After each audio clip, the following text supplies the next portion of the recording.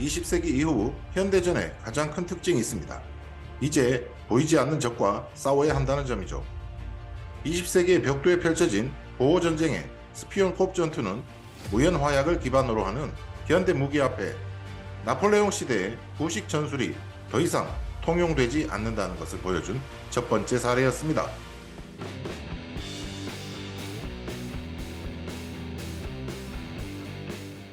1652년 네덜란드는 동인도 회사의 교역소로 희망봉에 작은 식민지를 건설합니다. 이후 네덜란드인들은 꾸준히 이곳에 정착하게 됐죠. 하지만 영국과의 경쟁에서 패배한 후 국력이 쇠퇴하던 네덜란드는 나폴레옹 전쟁 시기에는 프랑스에게 점령당하게 됩니다. 이때를 틈타 1806년 영국은 남아프리카 지역을 식민지에 편입시키고, 이러한 조치는 오랜 기간 이 지역에 살고 있던 네덜란드인, 즉 보호인들의 이주를 촉발시킵니다. 1830년 대이동을 시작한 보호인들은 오렌지 자유주와 트랜스발에 정착해 공화국을 수립했고, 영국은 희망봉 일대 해안과 나탈에 거주지를 설립했습니다. 하지만 1886년 킴벌리 등지에서 다이아몬드와 금광이 발견되면서 사정이 달라집니다. 일확천금을 꿈꾸는 수많은 영국인들이 남아프리카로 몰려들었는데, 그 중에는 세실 로즈 남작이란 사람이 있었습니다.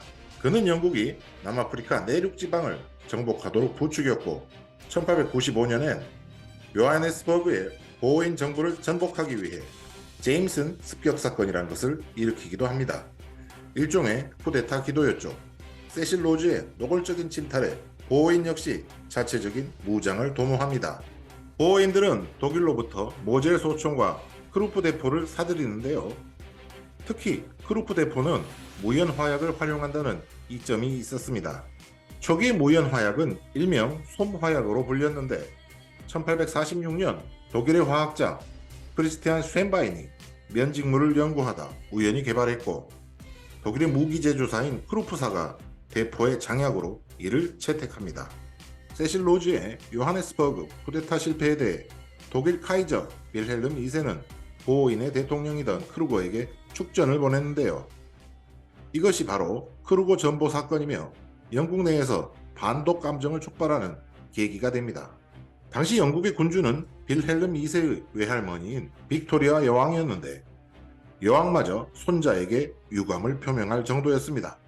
통일 이후 국력은 급속히 확장됐지만 쓸만한 해외 식민지가 죄다 영국, 프랑스 등에게 선점된 상황에서 독일은 일종의 대리전을 통해 영국의 식민지 확장을 저지하고자 했습니다.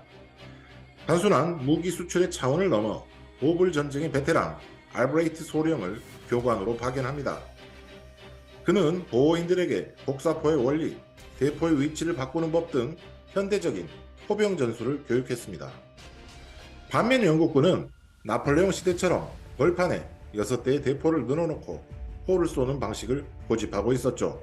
1899년 10월 보호인과 영국 측의 평화협상이 결렬되며 제2차 보호전쟁이 발발합니다. 제1차 보호전쟁은 1880년 벌어졌는데, 마주바 전투 등에서 영국군은 형편없이 패배한 바 있습니다. 영국군의 총사령관은 레드부스 불러 장군이었습니다. 그는 제복이 더러워진다는 이유로 총알이 날아드는 전장에서 땅바닥에 엎드리는 포복을 금지시켰던 시대착오적인 인물이었습니다. 그의 지휘 역시 시대착오적이었습니다.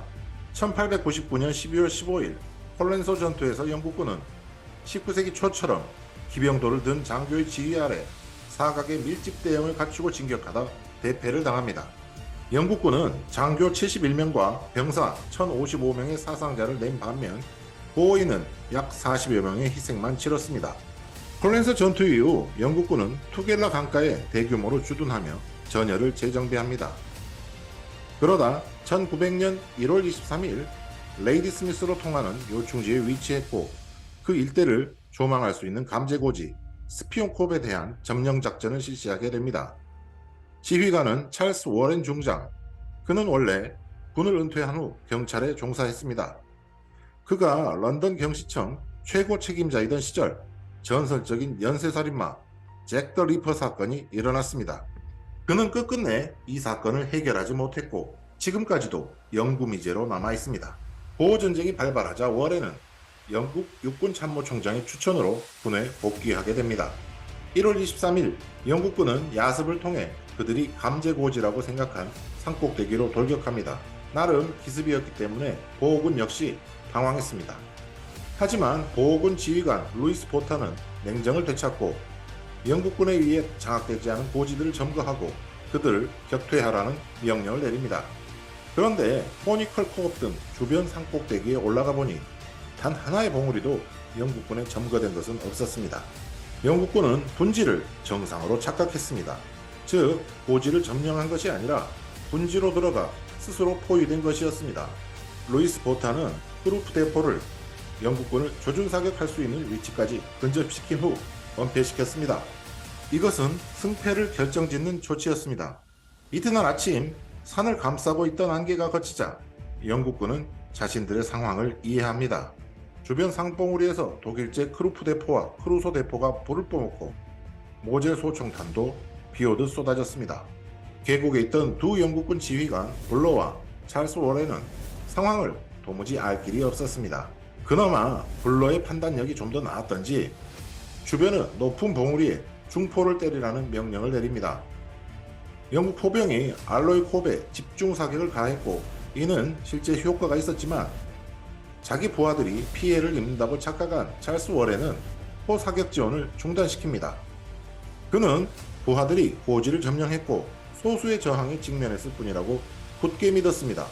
은폐물도 없는 분지에서 포위된 영국군은 조준 사격의 표적지 신세가 됩니다. 조금이라도 움직이는 순간 보호인 저격병의 총탄이 여지없이 날아들었습니다. 이들은 남아프리카의 거친 환경에서 농업과 사냥을 생업으로 하던 강인한 사람들이었습니다. 독일식 군사교육까지 받아 영국 식민지군과는 비할 수 없는 강한 군인으로 거듭났습니다. 영국군 포병은 아무리 망원경을 봐도 적의 위치를 확인할 수 없었습니다. 적의 포연을 확인하고 그곳에 포병 화력을 집중시키던 것이 근대 포병 운용의 핵심이었지만 보호군이 무연 화약을 사용하는 통에 관측이 불가능했습니다.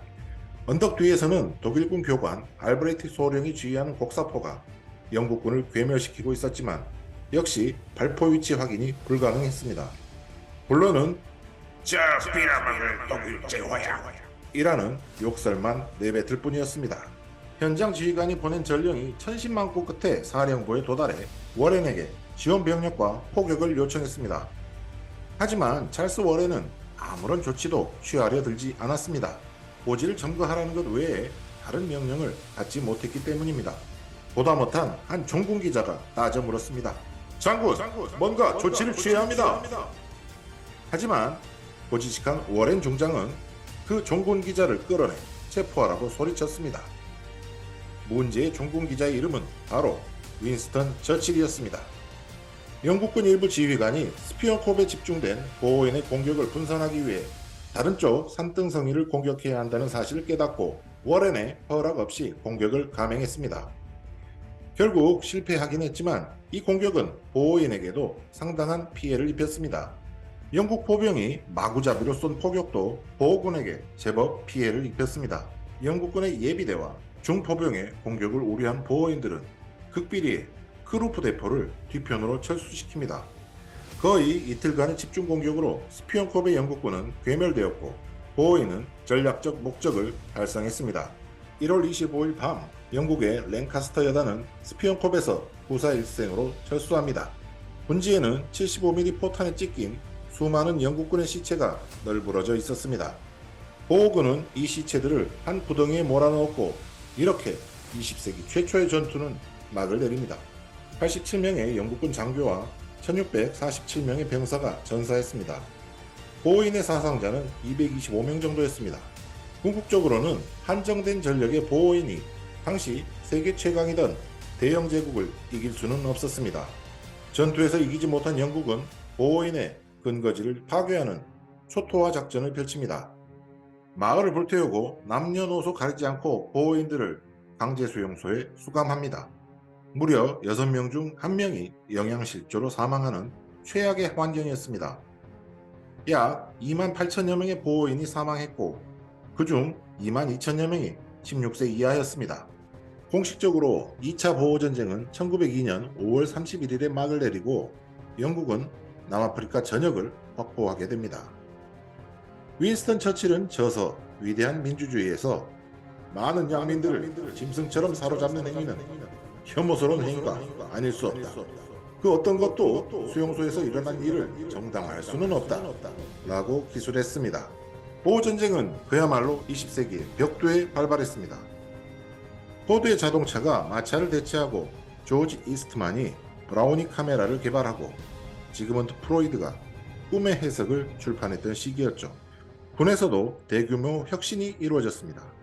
영국의 유명한 전략가 JFC 폴러 장군은 과거의 전쟁에서는 적군이 눈앞에 보였지만 이제 보이지 않는 적과 싸워야 하는 상황에 직면해야 했다. 모든 곳에 적군이 있는 전쟁을 치러야 하는 상황이 도래했다. 고 말했습니다. 참고로 프리미어리그 리버풀의 팬들을 콥이라고 부릅니다. 이것은 스피언 콥에서 유래된 것인데요. 당시 전사자 중 유독 리버풀 출신이 많았다고 합니다. 20세기 초 건설되던 축구장에 좁고 경사진 스탠드를 보고 보호전쟁 참전자들이 콥이라고 불렀고 결국 리버풀의 홈구장 안필드의 메인 스탠드를 스피온 콥이라고 불렀다고 합니다. 메인 스탠드에 주로 리버풀 홈팬들이 자리를 잡기 때문에 서포터들을 콥 또는 콥비치라고 부른다는군요. 여러분의 구독과 좋아요는 저에게 큰 힘이 됩니다. 감사합니다.